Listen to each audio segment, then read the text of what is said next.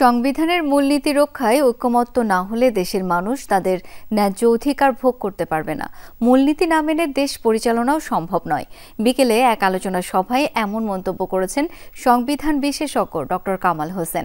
সভায় অংশ নেওয়া সিনিয়র আইনজীবীরা বিচারপতি নিয়োগ প্রক্রিয়া স্বচ্ছ করার তাগিদ দেন। অভিযোগ করেন মেধার ভিত্তিতে নয়, বিচারপতি নিয়োগে ভূমিকা থাকে রাজনৈতিক পরিচয়ের।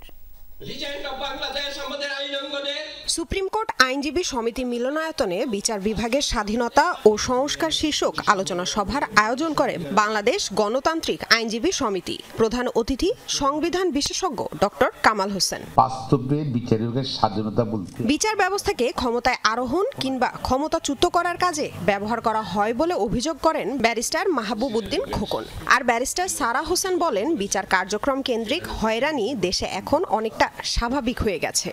আমাদের বিচার বিভাগ মূলত ক্ষমতা রাখা কাউরে আর ক্ষমতা নামানোর এটা মাধ্যম হয়ে দাঁড়িয়েছে। প্রতিদিন আমাদের আদালতে যেটা দেখি যে 10:30টায় বসার কথা, বসছেন একজন 11টায়, 11:30টায়। এগুলো নিয়েও কথা বলতে হবে। ডক্টর কামাল হোসেন বলেন, সংবিধানের মূলনীতি না মেনে দেশ চালানো সম্ভব নয়। এক্ষেত্রে সবার ঐক্যমত না হলে জনগণ তার ন্যায্য অধিকার ভোগ করতে পারবে না।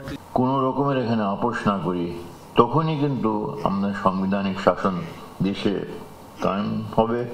সিদ্ধান্ত নেওয়া উচিত যে আমরা সংবিধানের মৌলিক বিষয়ে মূলনীতিকে নিয়ে কোনো রকমের বিতর্ক করব না। আলোচনা সভায় বিচারপতি নিয়োগ নিয়ে সিনিয়র অ্যাডভোকেট ডক্টর শাহদিন মালিক বলেন, 50 বছরেও বিচারপতি নিয়োগ প্রক্রিয়া স্বচ্ছ করা যায়নি।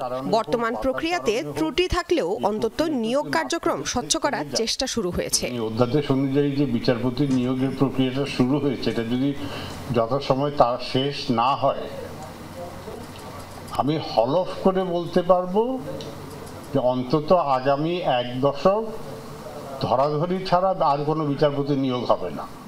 সিনিয়র অ্যাডভোকেট জয়নুল আবেদিন অভিযোগ করেন, বিচারপতিদের মেধা নয়, রাজনৈতিক পরিচয়ের ভিত্তিতে নিয়োগ দেওয়া হয়। বিচার বিভাগের সংস্কার নিয়েও কথা বলেন তিনি। বিচারপতিদেরকে নিয়োগ দেওয়া হয় মেধার ভিত্তিতে না, তাদেরকে নিয়োগ দেওয়া হয় রাজনীতির ভিত্তিতে। লামিয়া তিথি, যমুনা নিউজ, ঢাকা।